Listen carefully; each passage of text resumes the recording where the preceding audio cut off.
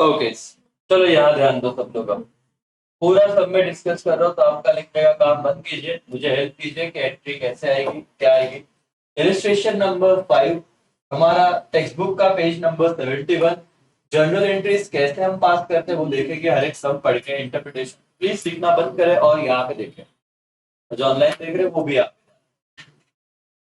Journal entry पास करनी है। Generalized the following transaction in the books of Vishal electronic. बेटा जब भी आप जर्नल एंट्री का फॉर्मेट बनाओगे, in the books of Vishal electronics ऐसे लिखो, या तो लिखो जर्नल ऑफ क्या बेटा, विशाल इलेक्ट्रॉनिक। और उसके बाद ही आपको फॉर्मेट बनाना है। फॉर्मेट का पैटर्न क्या है, date, particulars, L dot F dot, सिर्फ बच्चे एल एफ लिख देते हैं, ये देखिए, डेबिट अमाउंट, क्रेडिट अमाउंट पूरा, और हो सके तो यहाँ पे रुपीस का साइन कैसे निकालना मैंने आपको बता दिया।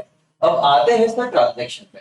पहले ट्रांजैक्शन का जर्नल एंट्री, विशाल कमेंस बिजनेस। जैसे बात आती है कमेंस बिजनेस की, तो कौन सा अकाउंट ध्यान में आता है, कैपिटल। तो इसने बिजनेस को क्या क्या दिया है, Vishal commences business with cash 90,000, furniture 60,000 and building कितना बेटा, 1 लाख रुपीस। अब बताइए जरा क्या जनरल एंट्री होगा, ये सारे के सारे एसेट ही दिए हुए हैं। तो बिजनेस के पास क्या आया बेटा, कैश, तो कैश आया, cash account debit, debit what comes in building. Business के पास क्या आया, फर्नीचर, फर्नीचर भी बिजनेस के पास, real account debit what comes in, तो फर्नीचर अकाउंट डेबिट। बिजनेस के पास क्या आया, बिल्डिंग, तो building also your real account what comes in, तो तुम्हारा एंट्री डेबिट ही जाएगा। तुम्हारा एंट्री हुआ cash account debit, furniture account debit, building account debit to capital. तो आपका एंट्री यहाँ पे बिल्कुल ही क्लियर हो गया। क्या सर, आपका डेट कौन सा था बेटा, कौन सा वो ईयर है, 2018 अप्रैल, ठीक है, 1 अप्रैल। तो यहाँ पे मैं लिखता हूँ 2018 अप्रैल क्या फर्स्ट, क्या एंट्री होता बताओ जरा मुझे फटाफट से, फटाफट से। ओके, पहला क्या अकाउंट है, कैश। और अच्छा सर, ये गलती होगी मेरे से, थोड़ा इसको नजदीक से ही लेना, जहाँ पे आप ये बना रहे हो ना क्या सर, लाइन, उससे नजदीक से लिखो। यहाँ पे मैं लिख रहा हूँ कैश अकाउंट डेबिट, इधर लिख दोगे, इधर लिखोगे, इधर डेबिट। फिर क्या क्या था, फर्नीचर अकाउंट, थोड़ा दूर यहाँ पे लिखना डेबिट, एलएफ कॉलम के पास। फिर क्या था, बिल्डिंग, बिल्डिंग अकाउंट क्या जाएगा सर, डेबिट। सर लॉजिकली अगर ये तो अभी हमको लर्न ही हो गया है, लेकिन लॉजिकली देखे तो ये तीनों ही रियल अकाउंट है, debit what comes in. Okay, और ये जो इनिशियली बिजनेस इन्वेस्ट करते हैं, सीधा इसके नीचे मत लिखो, थोड़ा आगे से लिखना, टू क्या बेटा, capital account, to capital account, यहाँ से लिखा था तो भी था, to capital account. Okay, amount बोलो, कैश कितना था, 90,000, 90,000 कैश था। फिर से बेटा 60,000 तुम्हारा क्या था, फर्नीचर, और 1 लाख का बिल्डिंग था। तो याद रखो, लिखते वक्त आप इस तरीके से लिखोगे कि आपके अमाउंट के नीचे अमाउंट, मतलब जीरो के नीचे जीरो आना ही चाहिए, क्योंकि आपको जर्नल एंट्री का एंड में क्या करना है, टोटल।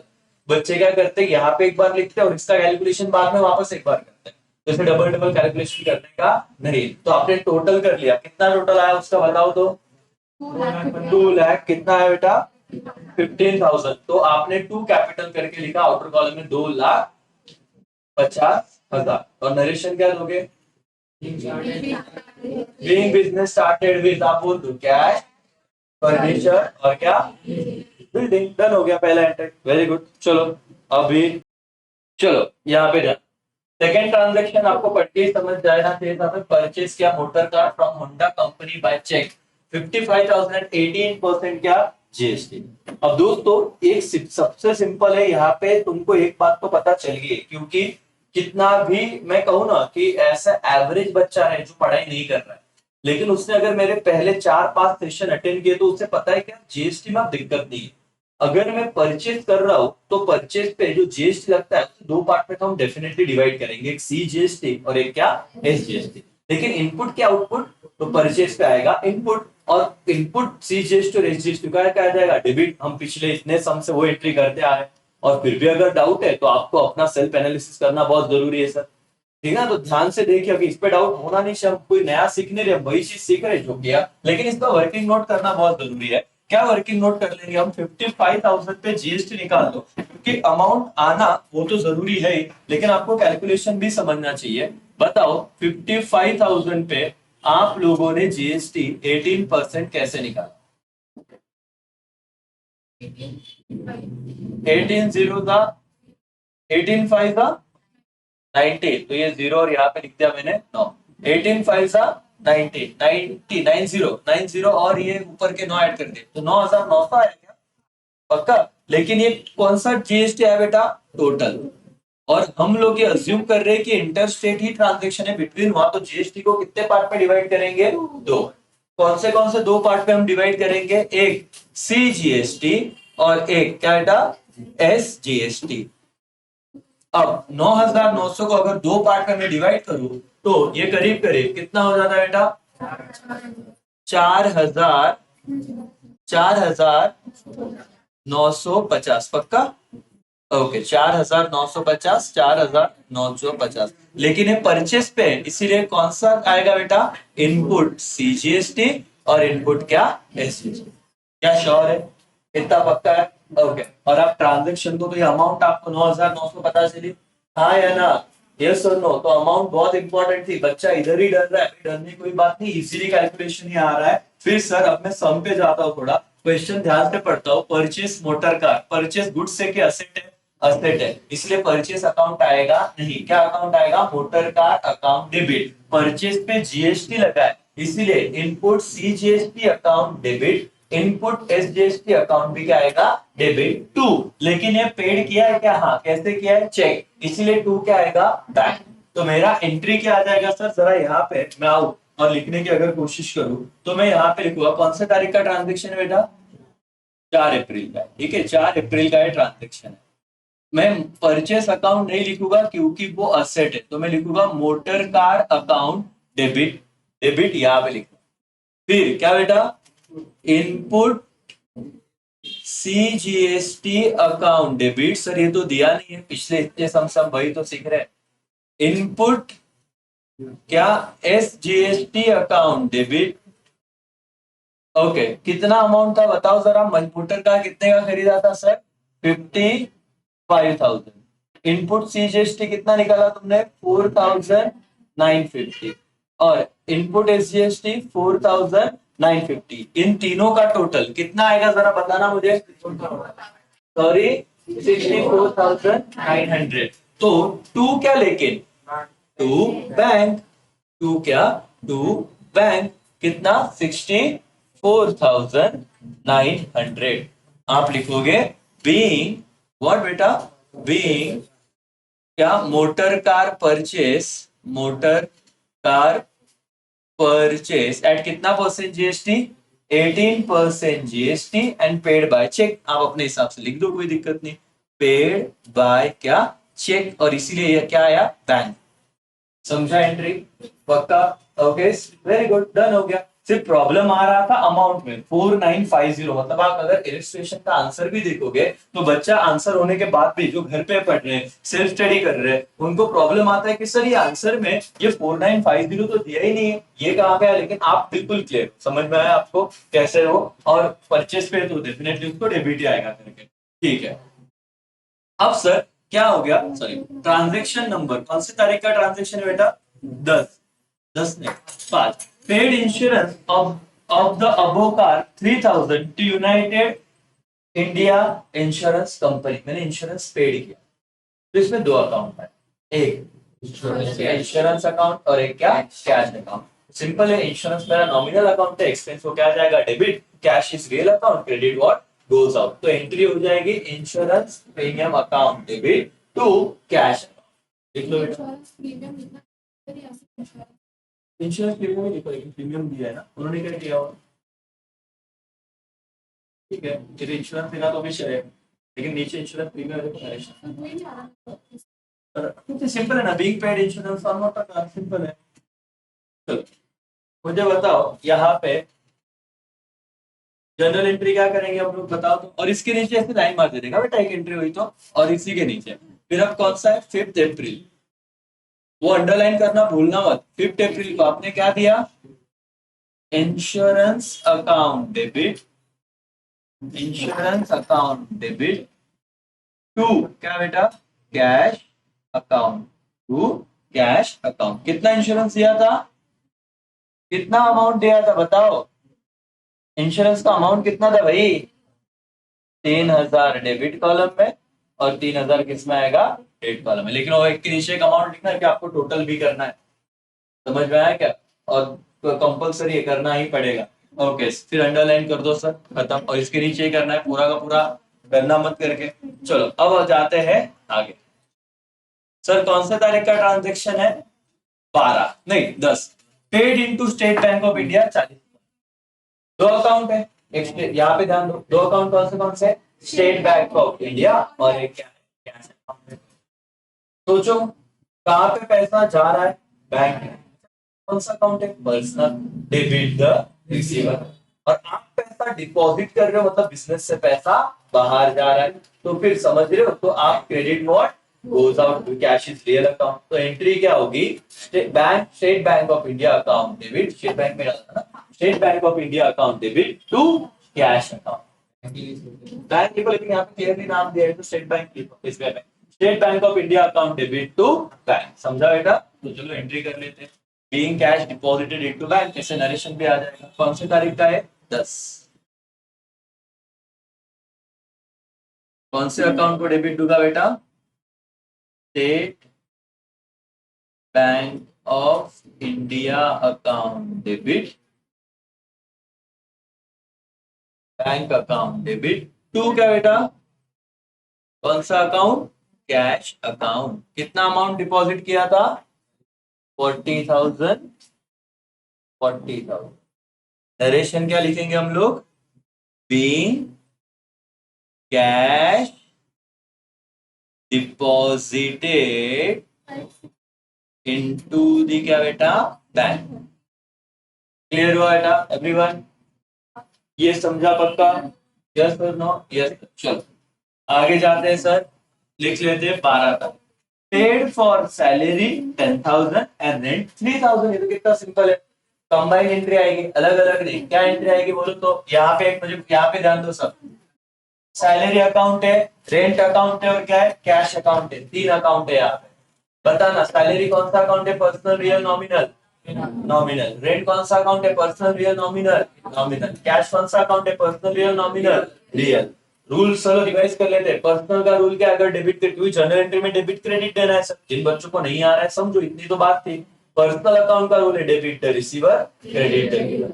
रियल अकाउंट का रूल है debit what comes in, credit what goes. और नॉमिनल अकाउंट का रूल है debit all expenses and losses, credit all gain. इतना अगर समझा तो जनरल एंट्री करते आएगी तुमको। इस ट्रांजेक्शन में कितने अकाउंट है? 3। सैलरी, रेंट और क्या? कैश। कि पेड सैलरी, पेड रेंट ऐसे दिया हुआ है 10,000 और 3,000। तो पहले अगर मैं ऐसे कर दूं, क्या सर? एक अकाउंट कौन सा है बेटा? उन बच्चों के लिए बता रहा हूं जिनको तो यही नहीं समझ रहा जनरल एंट्री आ कैसे रही है सर। और एक क्या है? कैश। जरा नेचर बता देना। Salary is nominal, rent is nominal, cash is real. अच्छा ये पेड है, तो इस ट्रांजेक्शन में देना इनकम है कि एक्सपेंस होता है? अगर आप किसी को दे रहे हो तो लॉजिकली ये क्या हुआ इस ट्रांजेक्शन में? एक्सपेंस। ये भी क्या हुआ है? एक्सपेंस। और कैश आ रही है कि जा रही है? क्या लग रहा है? आपने पेड कर रहे हो किसी को तो कम्स इन की गोज आउट? गोज आउट ना। अगर आप पेड कर रहे हो तो डेफिनेटली कैश क्या बेटा? Goes out. चलो अब रूल लगाओ पर्सनल रियल नॉमिनल के। पर्सनल के मैं रूल लिख देता हूं। डेबिट का रूल क्या? नॉमिनल का रूल क्या? Debit all expenses and losses, credit all income and gain. अब मुझे बताना सैलरी क्या है? एक्सपेंस। तो बट ऑब्वियस डेबिट आएगा कि क्रेडिट आएगा? डेबिट। क्लियर है क्या?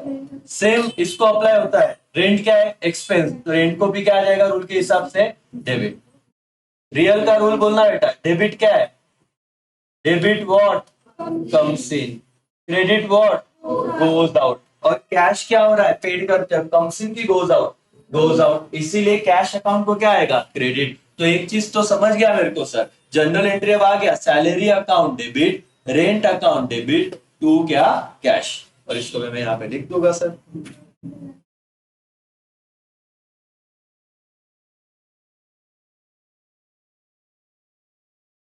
चलो फटाफट लिखो।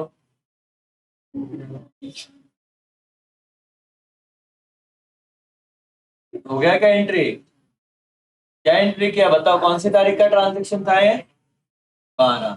तो यहाँ पे लिख दूंगा 12 अप्रैल। बोलो क्या? सैलरी, बॉयज आगे का करो, आवाज मत करो। सैलरी अकाउंट डेबिट, इसके थोड़ा प्रोफेशनली लिखो। Salary account debit, rent account debit to क्या बेटा? Cash account. कितना सैलरी दिया था बोलो तो? 10,000 क्या? यस। रेंट कितना था? 3,000। टोटल कितना जाएगा कैश को? 13,000। अच्छा, नरेशन क्या लिखोगे? बीइंग, अपने हिसाब से लिख लो। बीइंग पेड सैलरी एंड क्या बेटा? Rent. Paid for salary and rent, खत्म हो गया। डन है?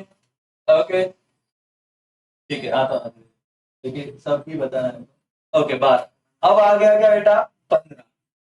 Bought goods from Rajesh ₹80,000 and paid him 1/4 in cash immediately। बिल्कुल ही आसान कर दो, पहले पढ़ के तो कुछ नया ही लगा, लेकिन 1/4 मतलब 25%। कितना बेटा? 25%। अगर मैंने 100 रुपए की चीज ली, मैं, और तुम लोग सिंपल करके देखो तो बहुत आसान लगेगा। मैंने 100 रुपए का किसी से कोई गुड्स लिया, सपोज श्रुति से, उधार पे लिया, तो क्या एंट्री होता? उधार पे गुड्स परचेस करता तो परचेस अकाउंट डेबिट टू श्रुति। अरे लोग इमेजिन करो, कुछ बच्चे समझ नहीं रहे मैं क्या बोल रहा हूँ। मैंने श्रुति मैडम से गुड्स लिए, खरीदा, तो purchase account debit to cash तो आएगा नहीं, क्योंकि कैश ट्रांजेक्शन ये कौन सा है? उधार। परचेस टू श्रुति, 100 रुपया आ गया।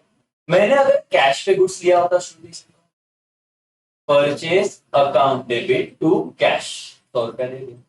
मैंने 100 रुपए का गुड्स खरीदा, 50% मतलब 50 रुपया दे दिया, 50 रुपया दिया नहीं, क्या एंट्री होगी?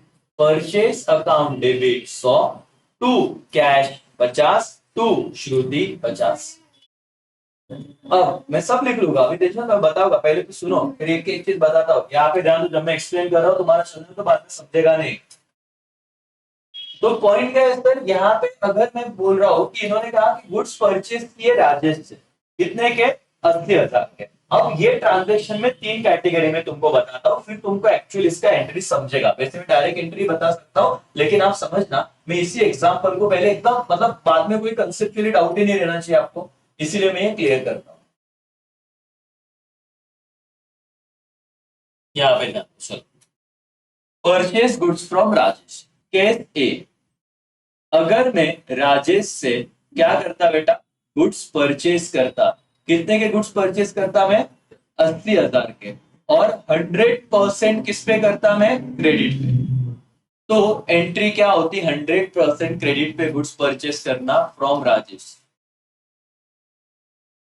बताओ, राजेश से गुड्स परचेज किए 80,000 के, 100% ऑन क्रेडिट, क्या एंट्री होती?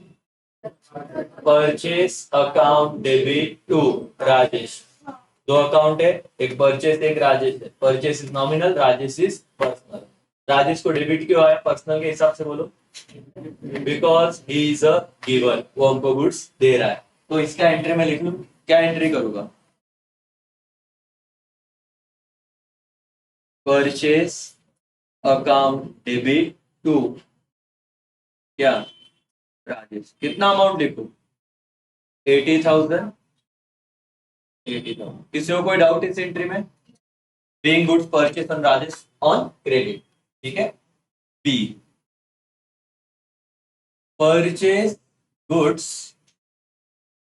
फ्रॉम राजेश। राजेश से ही परचेस किए। कितने के गुड्स परचेस किए? 80,000। एंड पूरा का पूरा अमाउंट पेड कर दिया इमीडिएटली। तो ये कैश है कि क्रेडिट है? कैश, क्योंकि पेड है इमीडिएटली। परचेस थे 80 के 80,000 रुपया पेड कर दिया। एंट्री क्या आएगा? परचेस अकाउंट डेबिट कितना? 80,000 टू क्या बेटा? कैश। राजेश तो आएगा ही नहीं, कितना? 80,000।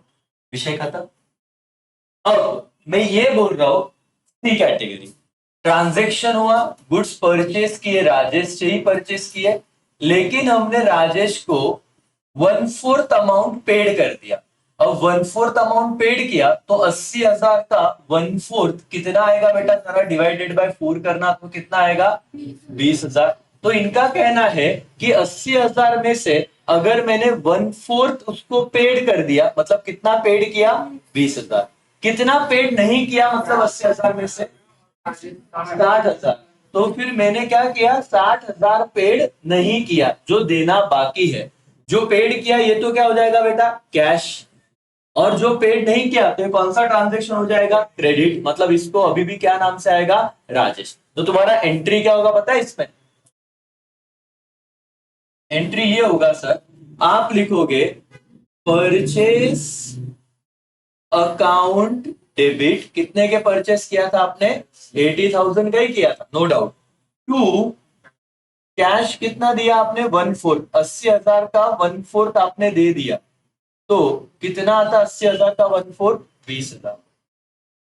टू कितना पैसा देना बाकी है राजेश को, टू राजेश 1/4 अगर 80 में से 20 निकाला तो कितना बाकी था 60,000। भावना समझे क्या, पक्का समझाएगा, इजी था, सिर्फ तुम दिमाग लगाओ, कोई दिक्कत नहीं था। उन्होंने कहा एक ट्रान्झॅक्शन झाला आहे त्याच्यापैकी आम्ही 1/4 अमाउंट पेड केली तर काय आलं कॅश, बाकीचं ट्रांजेक्शन उधार वाला झालं, उधार मतलब क्रेडिट, और क्रेडिट का एंट्री अभी अभी आपने देखा ना, आपने तो खुद ही बोला सर क्रेडिट होगा तो हम किसका नाम लेते राजेश का, परचेज टू राजेश, क्रेडिट का ये एंट्री, ठीक है। तो यहाँ पे कितना क्रेडिट है 80,000 में से 60,000, तो तुमने क्या लिखा to Rajesh 60,000।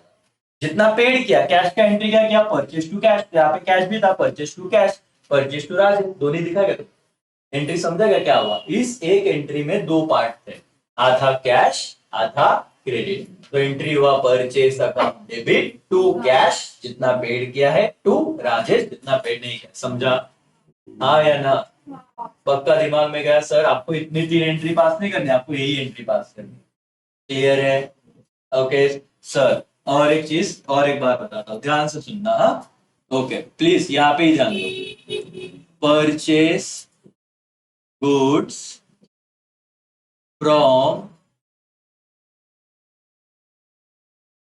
Aditi for rupees 1 lakh, कितना बेटा 1 lakh, and paid 1/2 amount immediately, 1/2 मतलब कितना पेड किया रहेगा 50%, मतलब कितना अमाउंट 50,000 पेड किया रहेगा। तो मैं जनरल एंट्री क्या करूंगा, गुड्स ही है तो मैं डेबिट तो किसे दे दूंगा परचेस, परचेस अकाउंट डेबिट, कितने का परचेस किया था बेटा 1 लाख, तो पूरा अमाउंट आएगा। लेकिन ये आधा पेड किया है तो आधा उधार पे भी रहेगा, यस और नो, यस। तो इसमें कितना पेड किया 1 लाख का आधा मतलब 50,000, तो मैं यहाँ पे लिख दूंगा टू कैश, कितना बेटा 50,000, और अदिति को आधा तो उधार पे लिया है तो मैं इसीलिए क्या कर दूंगा to Aditi, personal account debit the receiver credit the giver, और अदिति गिवर है गुड्स की, टू अदिति 50। समझा क्या बेटा एंड,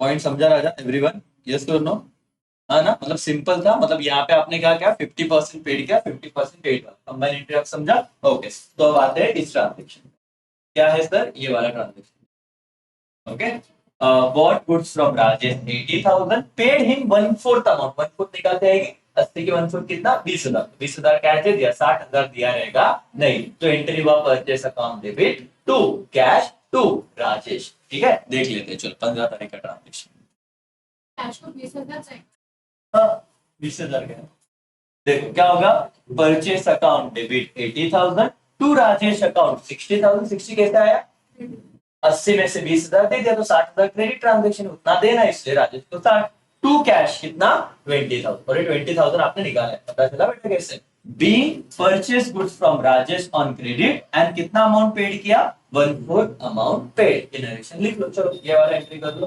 जिन्होंने नहीं किया है। 15 तारीख का हो गया बेटा, लॉजिक समझा पक्का, लॉजिक क्लियर है तो तुम होशियार हो गई। और ये अब तुम जस्ट इमेजिन, तुम्हारा कोई भी दोस्त अगर ये ट्रांजेक्शन लेके आए तो उसे अच्छे से एक्सप्लेन कर, हवा हो जाएगी। मैं उसको नहीं, जरा मैं समझाता हूँ क्या है वो।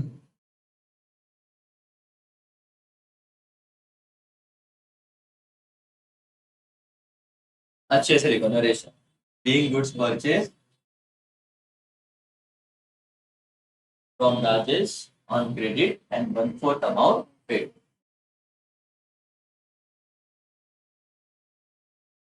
बहुत जल्द टेस्ट हो सकती है तो पढ़ना जर्नल एंट्रीज पे। और ये सम बहुत ये तक एक इंस्टीट्यूट तुम्हारे कॉलेज वाले यही यही पूछते सवाल मेन बड़े बड़े, और ऐसे ही पूछते 15-15 20-20 मार्क्स। 11th में ये चैप्टर समझना अपने आप में टास्क, फिर 12वीं तो सिंपल, सिर्फ 11th थोड़ा नया नया है तो आपको समझना पड़ेगा, मेहनत करनी पड़ेगी। चलो हो गया बेटा, आगे लेके जाओ। लिख लिया? पक्का समझ गया सबको? समझा बेटा? अर्षदा, वैष्णवी, ओके। चलो सर नेक्स्ट एंट्री क्या है? 16 तारीख, 15 तारीख के बाद वाला कौन सा transaction? Cash sale 60,000 at 5% GST. GST आने के बाद डरने का नहीं। परचेज पे अगर इनपुट था तो सेल पे क्या रहेगा? आउटपुट। इतना तो बिल्कुल क्लियर है, लेकिन जीएसटी का अमाउंट निकालना पड़ेगा। ये सिंपल है, मतलब थोड़े ऐसे थोड़ी ना सिंपल है। आपको कितने का सेल किया था आपने? कितने का गुड्स सेल किया था? अबे ढोकलो, सेल कितने का किया था? तुम्हारे पास टेक्स्ट बुक है, बोलो फटाफट। यस 65 के 60, 60,000 का सेल किया था। जीएसटी कितना परसेंट है? 5। तो पहले टोटल जीएसटी निकाल लो सर। एक जीरो गया, एक जीरो गया, 0 0, 5 जीरो दा 5 जीरो दा 0, 5 6 दा 30। तो टोटल जीएसटी कितना आया बेटा? 3,000। 3,000 को तुम कितने पार्ट में डिवाइड कर दोगे? दो। कौन से दो पार्ट में? एक सीजीएसटी और एक एसजीएसटी। सिर्फ दो पार्ट, इक्वल पार्ट करने दो, ठीक है? 3,000 का इक्वल पार्ट कितना होगा? आधा, 1,500 और 1,500। और क्योंकि ये सेल पे है तो सेल पे कौन सा आएगा? आउटपुट। क्या बेटा? आउटपुट। क्या ये क्लियर है आप लोगों को? बोलो यस और नो। यस। अच्छा, सेल किया है तो कैश मिला है कि क्रेडिट वाला सेल है? कैश है, चेक वगैरह कुछ बोला ही नहीं। तो एंट्री क्या होगी पता है आपका? Cash account debit. लेकिन बच्चे यहाँ पे अमाउंट में ना गलती कर देते हैं, बोलेंगे 60,000 लिखे क्या? नहीं, 60,000 लिखे क्या? नहीं बेटा, 60 + 3 टोटल कितना मिला है तुझे? 63,000। तो कैश अकाउंट डेबिट होगा 63,000। टू सेल गुड्स बेचे है ना, क्या एसेट बेचा है? क्या बेचे है? गुड्स से है ना। सेल में तो गुड्स से पकड़े, कुछ असेट नहीं बोला, तो इसलिए यहाँ पे सेल आएगा। अगर असेट होता तो क्या आता? असेट। टू सेल, कितने का सेल किया था? 60। टू क्या? Output CGST to output SGST. कितना? 1,500। क्या एंट्री डन है बेटा ये? यस और नो? सेल पे जीएसटी आया तो डरो मत, सिंपल सा एंट्री है। बीइंग गुड सोल्ड एट क्या? 5% जीएसटी। इतना लिख दिया तो भी चलेगा। ये हो गया तुम्हारा एंट्री। और यहाँ पे देख लेते हैं सर कौन सी तारीख का एंट्री है? 20, 15 तारीख है, 15 के बाद 18 तारीख। Cash account debit 63,000, to sales account 60,000, to output CGST account 1,500, to output SGST account debit 1,500। Narration being goods sold for cash at 5% GST. Simple है। अभी जीएसटी वाले ट्रांजैक्शन से डरोगे क्या? नहीं। कॉन्फिडेंस से तुमको लिखते आएगा। कॉलेज कभी भी चालू, बिंदास जाने का, डंकी की चोट पे अच्छा लिखते आएगा। ठीक है, चलो ये वाला हो गया 18 तारीख का ट्रांजेक्शन। अब मुझे बताओ, हम लोग जर्नल एंट्री पास करेंगे 18 के बाद 20। क्या बोला है? रिसीव्ड रेंट 1,000 और कमीशन 4,000। रिसीव्ड मतलब कौन सा अकाउंट आ गया? कैश। मैंने बोला था पेड, रिसीव्ड ऐसे वर्ड आएंगे तो कौन सा अकाउंट पकड़ने का बेटा? कैश। तो इधर 3 अकाउंट आए इस ट्रांजेक्शन में, एक कैश अकाउंट, एक रेंट अकाउंट और एक कौन सा? Commission account. चलो सर मुझे जनरल एंट्री पास करना ही नहीं आता, डेबिट क्रेडिट समझता ही नहीं, मैं 3 अकाउंट लिख लेता हूं पहले। एक कौन सा अकाउंट? कैश। एक कौन सा अकाउंट था? रेंट। और एक कौन सा अकाउंट था बेटा? कमीशन। बोले सर सच बताओ, क्या मेरे को डेबिट क्रेडिट नहीं समझता? ना मेरे को भी नहीं समझता भाई, मैं तो जनरल रूल पे जा। मैं पहले समझ रहा हूँ, इसलिए सेकंड चैप्टर जरूरी है। जो बच्चों ने नहीं देखा हो सेकंड चैप्टर देखो, तो आपको समझेगा क्लासिफिकेशन कैसे होता है। Cash is which account? Real. Rent is which account? Rent is nominal. Commission is which account? Nominal. मुझे जरा बताना, रिसीव्ड मतलब कैश मिल रहा है कि कैश पेड कर रहा हूं? कैश मिल रहा है, तो रिसीव्ड मतलब कैश कम्स इन की गोज आउट? कैश है कम्स इन। ओके। अगर तुमको रेंट मिल रहा है तो इनकम है कि एक्सपेंस है? इनकम है ना, मिल रहा है सर, तो लॉजिकली यहाँ पे मैं लिख दूंगा ये क्या हो गया? इनकम। तुमको कमीशन मिल रहा है तो क्या होगा? इनकम। अब मुझे बताना नॉमिनल अकाउंट का रूल क्या है? Debit all expenses and losses, credit all income and gain. और यहाँ पे तुम्हारा ये क्या है बेटा? इनकम है कि एक्सपेंस है? इनकम, तो इसलिए क्या आ जाएगा इसको? Credit. Commission is also nominal account, commission भी रिसीव्ड है, तो नॉमिनल अकाउंट का रूल क्या है? Debit all expenses and losses, credit all income and gain. और कमीशन इस केस में तुम्हारा इनकम है, इसलिए इसको क्या जाएगा? क्रेडिट। कैश रियल अकाउंट है, रूल क्या है? Debit comes in, credit what goes out. और यहाँ पे कैश क्या हो रहा है? कम्स इन, तो कैश को क्या जाएगा? डेबिट। तो जनरल एंट्री क्या हो जाएगी? Cash account debit to rent to commission.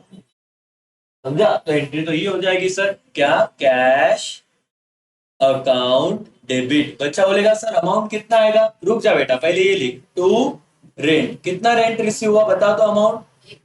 1000। To rent received 1000। To क्या बेटा? Commission received. कमीशन कितना बेटा? कमीशन अकाउंट कितना कमीशन मिला? कितना? 4000। ओके, तो इन दोनों का टोटल मतलब कैश कितना आया रहेगा? 5। ये तुम्हारा जनरल एंट्री हुआ। Cash account debit 5000, to rent 1000, to commission 4000, being rent and commission received. खत्म। इतना सिंपल होता है सर, और इसके मार्क्स तो आराम से बन ही जाते हैं। कौन से तारीख का देखा हमने? 20 तारीख का जनरल एंट्री देख लो। चलो, cash account debit 5000, to rent account, to commission account, being received rent and commission. Simple था। बोलिए सुनो, किसी को डा इसमें? नहीं? ओके नाउ 25 तारीख का भी सिंपल ही है। चलो बताओ, 25 तारीख का एंट्री में लिखा होगा repaid telephone charges 1500, telephone charges account debit to cash. Simple, being telephone charges paid. हाँ बेटा आने दो। ओके, तो ये समझा गया टेलीफोन चार्जेस वाला? यस। अब 27 तारीख का invoice goods to Katrina for cash rupees क्या? 75,000 एट 5% जीएसटी। इनवॉइस मतलब सेल्स, उन्होंने क्या किया? गुड्स को सेल किया। इसका टू आया ना, फ्रॉम में क्या बोला? टू, तो तुमने उसको परिचित क्या रहेगा कि सेल किया रहेगा? अगर बोला है टू तो लॉजिकली क्या होगा? सेल। बच्चों को क्या डाउट आएगा पता है? अभी तो तुम यहाँ पे क्लास में बैठो दिमाग बंद करके कॉपी मार रहे हो, मैं जो लिख रहा हूँ। थोड़ा सोचो, पेपर में तुमको कॉपी नहीं मारना, तब सोचना है, दिमाग चलाना। सर जीएसटी आम्हाला येत, काही प्रॉब्लेम नाही। जीएसटी जर परचेस पर राहिलं तो कौन सा जीएसटी बोलते हैं? इनपुट। और सेल पे रहा तो कौन सा जीएसटी बोलते हैं? आउटपुट। ये परचेस है कि सेल है? ये मैंने बोला इसलिए मत बोलो, पहले तुमको समझ ही नहीं आता आधे बच्चों। ये तो सेल के उसको पता था एंट्री कि इनपुट पे मतलब परचेस रहा तो इनपुट है और सेल रहा तो आउटपुट है। लेकिन यहाँ पे क्या आया? Invoice goods to Katrina for cash rupees 75,000 at 5% GST. बच्चा बोला सर ये समझ में नहीं आ रहा, तो इनवॉइस गुड्स टू बोला मतलब ये क्या रहेगा? सेल। क्या रहेगा बेटा? सेल। और सेल पे जीएसटी क्या होता है? इनपुट की आउटपुट? आउटपुट। क्या होता है? आउटपुट। मतलब पैसा तुमको मिलेगा 75,000 और क्या? 5% जीएसटी। लेकिन यहाँ पे कंफ्यूजन क्या होता है बच्चे का? जब तक वो कैलकुलेशन नहीं कर लेता जीएसटी का। जरा मुझे बताना कितने पे गुड सेल किए थे? 75,000। 75,000 पे जीएसटी कितना परसेंट है? 5 है ना? 0 0 0 0 5 0 जा 5 5 जा 25, तो 5 जा 35 और कितना बेटा? 7। कितना अमाउंट आया? 3750। दो पार्ट में डिवाइड करो। हाँ सर ये तुम ही करके दो ना, तो तुम क्या करोगे? ढूंढ लो, पेपर में आएगा नहीं कुछ, करो फटाफट। 3750 का कितना आएगा? नोटबुक में चाहिए मुझे, फटाफट कैलकुलेशन करो, मैं देख रहा हूँ। करो, देखता ना कितना। 3750 करके दिखाओ मेरे को, ऐसा आप उधर मत देखो। 3750 करो डिवाइड बाय 1।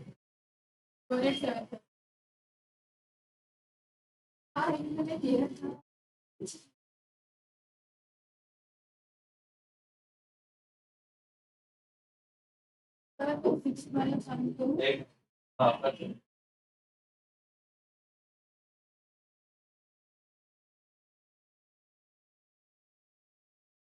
18 इतनी मेहनत करने की बेटा, तू बोलता करता हुआ तुम ही करके दो, आप पेपर में हम करेंगे, ढोक लो, ऐसे थोड़ी ना चलेगा।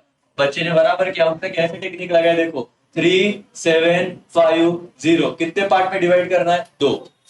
तो उसने एकदम सिंपल क्या मैंने तो 2 1 जा बोले 2, फिर एक नीचे बचा, ये 7 ले लिया, 2 8 जा 16, बराबर ना। अभी देखो उसने कैसे किया, एक यहाँ पे लिया, ये 5 नीचे लिया, 2 7 जा 14, कितना बचा, 15 में से 14 गया तो 1, ये 0 इधर है, 2 5 जा 10, तो 1 8 7 5, मतलब अगर कैलकुलेटर नहीं है तो 1 8 7 5 1 8 7 5 3750 तो आया कितने के गुड्स पे, 75,000। उन्होंने क्या किया था बेटा, सेल। तो जब कैश आएगा तो इन दोनों का टोटल आएगा 78,750। तो आप क्या लिखोगे, कैश एंट्री लिख रहा हूं मैं, कैश अकाउंट डेबिट, या नीचे लिखता हूं मैं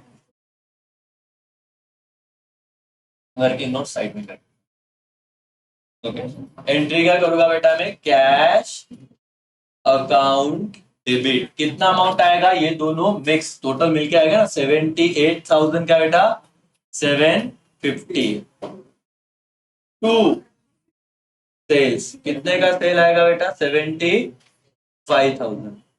to output TGST, to output SGST, कितना अमाउंट था, 1875 1875। बच्चों को ये अमाउंट की वजह से प्रॉब्लम आता है, लेकिन कोई डरने की जरूरत नहीं। समझा बेटा, समझ रहा है, कैलकुलेशन समझ रहा है ना, ऐसे फटाफट करने के, तुमको कैलकुलेशन आने ही चाहिए तो ही बनेगी बात, नहीं तो सर कुछ सही नहीं है, तुमको कैलकुलेशन नहीं जमेगी तो कैसे चलेगा। ये वाला एंट्री हो गया सब, तो दिखा भी देता हूँ, cash account debit to sale to, जो भी है बिग सेल मेड और एट क्या बेटा 5% जीएसटी, कौन सा तारीख का था, 18 ना, 20, कैश अकाउंट डेबिट 78,750। समझा कैसे कैसा है अमाउंट है, उधर 70,000 ही दिया, लेकिन जीएसटी पहले निकालो, वो ऐड करो। To sales 75,000, to output CGST account 1875, to output SGST account 1875, being goods sold for cash at 5% GST. समझा अदिति, ओके बेटा पूजा, डन, समझा अभी, यस, पीछे अर्चित, ऑनलाइन वालों जम रहा है, चलो 29 का मुझे एंट्री बताना जरा बेटा, क्या होगा, सुनीता बॉट गुड्स फ्रॉम अस, बच्चा बोलेगा बॉट मतलब परचेज गई माता जी, क्या इनपुट जीएसटी में ढोक लो, बॉट फ्रॉम अस तो हमने क्या किया, सेल। 11 में बच्चा इतना सोचता नहीं, लेकिन सोचना है, तुम ध्यान दो क्या है, Sunita brought goods from us, हमारे बुक में एंट्री हुई है, उसने हमसे खरीदा तो हमने क्या किया, बेचा, तो ये किसका ट्रांजेक्शन है, सेल का, ये परचेज का ट्रांजेक्शन नहीं है। क्लियर है क्या मालिक, एवरीबॉडी यस और नो। क्या है यहाँ पे, ये लाइन देखो बेटा, very important, please pay attention, थोड़ा भी गलती हुआ, नजर हटी दुर्घटना घटी, ऐसी वाली बात, और तुमने थोड़ा भी ध्यान नहीं दिया तो अकाउंट में तुम बोलोगे सर जीएसटी है हमारा, तुम्हारा बोर्ड बोलेगा ठीक है आ रहा है, आ मजे लेता, तूने बोला बॉट मतलब परचेस, परचेस मतलब कौन सा, इनपुट, और यहाँ पे एंट्री में दिखेगा आउटपुट, बोले सर उनका गलत है क्या, नहीं है, उधर क्या था बेटा, कॉमर्स, हमसे परचेस किया था, हमने क्या किया रहेगा, सेल, ठीक है, तो सेल पे अगेन कौन सा इनपुट किया, आउटपुट, सेल किया तो आउटपुट। अब बताओ ये पहला ट्रांजेक्शन परचेस का है कि सेल का है, सेल, क्लियर हो गया बेटा है, क्यों, क्योंकि हमसे परचेस किया है तो हमने सेल किया रहेगा, ये क्लियर है। अब चलो भाई अपना कैलकुलेशन कर लेते हैं, 45,000 पे 5% जीएसटी निकाल लेते हैं सर, 45,000 पे कैलकुलेशन ऑफ टोटल जीएसटी, 5%, मतलब परसेंट तो हमारे पास कैलकुलेटर है नहीं, तो डिवाइडेड बाय 100। 5 जीरो जा 5 5 जा 25, बच्चे दो इधर गए। 5 4 जा 20, 20 और 2 कितना होता है बेटा? 22। ये कौन सा जीएसटी आ गया? टोटल। ये कौन सा जीएसटी आ गया बेटा? Total GST. इसको कितने पार्ट में डिवाइड करना है आपको? दो। अब मुझे बताओ कैसे करोगे? कैलकुलेट करो नोटबुक में, दिखाओ, मैं कैलकुलेशन देखूंगा फटाफट। इधर देख के नहीं करते, मेरे को नहीं आता सर। 2250, दो से डिवाइड करना है। 2 1 जा 2 0, 2 1 जा 2 0, आया कितना? 5। 2 2 जा 4 1, और ये 0 ले लिया। 2 5 जा, करना तो पड़ेगा ना सर, मतलब बेसिक तो आना ही चाहिए हमको। तो 1 1 2 5, 1 1 2 5। जादू थोड़ी ना होता है, हर किसी को कुछ आता रहता है, इसलिए उसका सम आएगा। पेपर में तुम्हारा अमाउंट ही नहीं जम रहा है सर, ये 1125 ही नहीं निकालते हैं। तो इसलिए तुम्हारा कैलकुलेशन का स्पीड चाहिए। मैं होमवर्क दूंगा, कुछ बच्चे होमवर्क की वजह से ऐसे बोलते हैं, सर आधा तुम तक क्लास नहीं कर रहे थे होमवर्क को बस। लेकिन होमवर्क है तो तुम्हारा प्रैक्टिस है, नहीं तो आते वक्त भी पेपर तुम्हारा कंप्लीट नहीं होगा। समझ रहा है? और कैलकुलेटर यूज करने का नहीं, घर पे भी हो तो भी ट्राई करो कि 11 12, क्योंकि तुमको कैलकुलेटर अलाउड है क्या? नहीं। तो कैलकुलेटर यूज कर रहे हो तो खुद को फंसा रहे हो। चलो एंट्री क्या होगी जरा बताना भाई। मैंने तो ये एकदम भारी वर्किंग नोट कर लिया है, मेरा वर्किंग नोट का पार्ट ये सेल है, तो फिर मेरा एंट्री क्या होगा बेटा? अब क्योंकि ये उधार है, तो उधार है तो मेरी और डेटर हो जाएगी। नाम क्या था उसका? Sunita. Sunita account debit. Goods बेचे थे 45 के और जीएसटी आया 2250, तो 4750, 47,000 कितना बेटा? 47,250, 47,250। टू क्या? गुड्स ही थे तो टू सेल्स अकाउंट कितना बेटा? 45,000। To output CGST, to output SGST. कितना अमाउंट है बेटा? 125 1125 1125। समझा नहीं अमाउंट कैसे निकाला आपने? यस और नो? क्लियर है मानिक सबका? ओके, तो ये अमाउंट ऐसे आए हैं, कोई भी कंफ्यूजन नहीं है सर और मैडम, ध्यान दो। कहाँ पे आए हम लोग? यहाँ पे 29 Sunita account debit to sales to output CGST to output SGST, being sold goods for Sunita on credit at 5%। देखो नरेशन बहुत इंपॉर्टेंट, ट्रांजैक्शन इंटरप्रिटेशन बहुत जरूरी है। मैं इतना इसीलिए चिल्ला चिल्ला के 10 बार बता रहा हूँ, पेपर में गलतियां की बेटा, फिर देखना।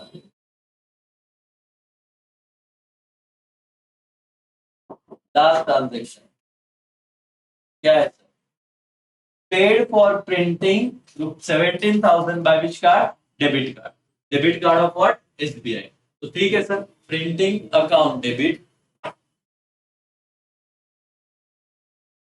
Printing account debit 17,000 debit card से दिया है, तो कौन सा? एसबीआई का, तो to State Bank of India SBI कितना? 17,000। पेइंग प्रिंटिंग चार्जेस पेड, खत्म। देखो प्रिंटिंग अकाउंट डेबिट टू, ये तो एकदम बात है। Printing account debit to State Bank of India 17,000, 17,000 being paid for stationery by which card? Debit card. Clear है? पक्का समझ रहा है क्या? हाँ या ना? क्या फिफ्थ इलिस्ट्रेशन डन हो गया? कंसेप्चुअली क्लियर हो गया? यहाँ पे आपको कौन से इलिस्ट्रेशन को स्टार मार्क करना है? यहाँ पे देखो मैं आपको बता देता हूँ, इन इलिस्ट्रेशन को एग्जाम के पहले अच्छे से पढ़ के जाने का, बाकी तो सब सिंपल है सर। मतलब जीएसटी वाले तो तुमको पता ही है, वो तो यहाँ पे वेरी वेरी इंपॉर्टेंट 5 स्टार वाला जो था, नया कंसेप्ट है इसलिए बोल रहा हूँ, वेरी इंपॉर्टेंट था, इजी, लेकिन इस बार इजी मतलब ये वाला,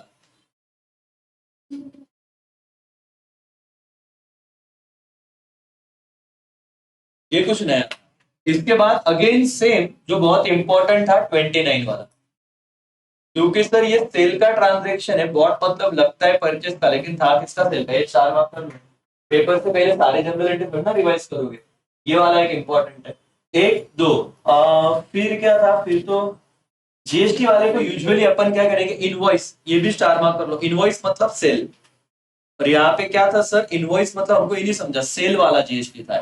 तो ये दो, 1/2 अमाउंट, ये कैश सेल भी ठीक है, ये 2 स्टार कर लो सिर्फ इसको, ठीक है, इसमें कोई दिक्कत नहीं है, इसको 2 स्टार कर लो। बाकी तो बस, बाकी जीएसटी ये वाला, ये चौथा भी जीएसटी वाला 2 स्टार, मतलब सिंपल है, समझ रहा है, ये परचेस है, ये कैश सेल है, तो इस पे, लेकिन इन पे कुछ अलग। तो इतने ट्रांजेक्शन आपको एग्जाम के पहले अच्छे से देख के जाना भाई, हाँ इस समय पे देखना, बाकी तो सिंपल है, आ जाएगा। क्लियर है बेटा? अभी तो ठीक है, ये तो कर लिया मेरे साथ। अब जो भी ग्रुप में सब आएगा, ये जिम्मेदारी तुम्हारी कि तुमको ग्रुप देखना है। कल मैं इससे रीजन नहीं सुनूंगा सर आपको नेट बंद होता, हमने देखा नहीं या रह गया। होमवर्क करना है तो क्लास में रहना है, नहीं तो क्लास छोड़ देना है, सिंपल सी बात। तो तुमको अगर ऐसे ही टाइम पास करना है, तुम भाई कोई दूसरा भी क्लास लगा लो, या फिर तुम तुम्हारे हिसाब से करो। और ये तुम्हारी बेनिफिट के लिए मैं चाहता हूँ कि जब तुम कुछ महीनों बाद कॉलेज में जाओ, या कुछ टाइम बाद जब तुम बाहर निकलो, तो एक ही से एक स्टूडेंट को समझना चाहिए कि तुम्हारा इतने लेवल पे ब्रेन डेवलप होना चाहिए। देखी जनरल एंट्री, फटाक सॉल्यूशन, और ये होगा, एक दिन में नहीं होगा, लेकिन एक दिन जरूर। लेकिन उसके लिए क्या चाहिए? प्रैक्टिस। तो इसलिए होमवर्क मेरे को दिखाने के लिए नहीं करते, खुद को समझने के लिए करते। नहीं तो दोस्त तो तुम्हारे है ही, ऐसे भी बिल्कुल नहीं करने का, ये तू करूंगी वाला पार्ट में देखो। तो ऐसे किया तो अगेन तुमने क्या किया? तुमने खुद को, खुद के साथ किया हुआ सबसे बड़ा फ्रॉड है, जो अभी नहीं बाद में समझो। ठीक है एवरीवन? अभी से बताता हूँ, थोड़ा एक बार से ध्यान दो। नेक्स्ट सम कौन सा है? सम नंबर 6। अभी नहीं बता रहा हूँ, होमवर्क के लिए देने वाला। कितने? इतने ट्रांजेक्शन, ये तो इजी है, सेम है, देख लो। Purchase good from Ram, purchase पे जीएसटी आ जाएगा। क्या होगा भाई? इनपुट क्या आउटपुट? परचेस पे input. Sold goods to Rakesh, GST कौन सा? सोल्ड पे आउटपुट जीएसटी। पेड रिपेयर, 7 तक तो कोई दिक्कत नहीं। Place an order with Ranveer and so sons for goods 6 7 ये सबसे इंपॉर्टेंट है, इसको स्टार्ट मार्क कर लेना, ठीक है ना? 10 तारीख का place an order with Ranveer, बता भी दो, चलो सर देख लो। 10 तारीख, 7 के बाद कितना आया? 10 तारीख का ट्रांजेक्शन है। ऑर्डर करना ये ट्रांजेक्शन नहीं होता, ऑर्डर करना ये ट्रांजेक्शन नहीं होता। तुम्हारे कॉलेज वाले पेपर में देंगे तो उसका भी जनरेट करके आओगे जीएसटी के साथ, बोले एकदम बारीक। तो ऑर्डर किया तो ट्रांजेक्शन में आएगा नहीं, नोट भी दिया,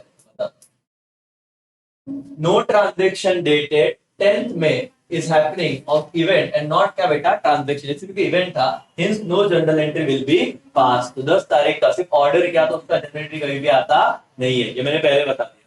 बाकी क्लास में क्या होता है? पेपर लिया जाता है, पेपर में 2 ट्रांजेक्शन घुसा दिए जाते हैं ऑर्डर के। मतलब वो अस्यूम करते हैं कि बच्चे ने तो घर पे पढ़ना चाहिए, फिर घर पे कम मार्क्स जाते हैं, घर वालों को लगता है अरे हाँ मेरा बच्चा में कम है, सिखाओ सर इसको अच्छे से। लेकिन बच्चों को पता है, पहले बताया नहीं जाता। अब आपको क्लियर है ना कि ऑर्डर अगर किया तो ट्रांजेक्शन नहीं है, वो सिर्फ क्या बेटा? हैपनिंग ऑफ इवेंट है। तो इसीलिए ये जो ट्रांजेक्शन है होमवर्क का 10 तारीख का, देखो वापस एक बार पढ़ लो, क्या है? प्लेस एन ऑर्डर, तो ये ट्रांजेक्शन नहीं है, इसका कोई भी, इसका कोई भी एंट्री आएगा नहीं। तो कल से आना तो वहां से लगा। पेड वेजेस हो गया, परचेज गुड फ्रॉम मोहन भी इजी है, paid for conveyance expenses, purchase good from Kishore 28,000 GST and paid amount by cheque इसी है। Purchase machinery, half of the amount paid, ये समझा? हाफ ऑफ द अमाउंट अभी जो सिखाया मैंने, आधा अमाउंट दे दिया, आधा बाकी है। Withdraw from bank, that's all. तो मुझे इलस्ट्रेशन 5 तो मैंने यहाँ पे करा के दिया, 6 तारीख को हो जाएगा। Purchase machinery 5,000 GST on behalf on the half of the amount paid immediately by check to creditor, creditor third party सीधा यहाँ पे देख लेते हैं 21 तारीख को। जैसे तुमको आंसर तो दे, ठीक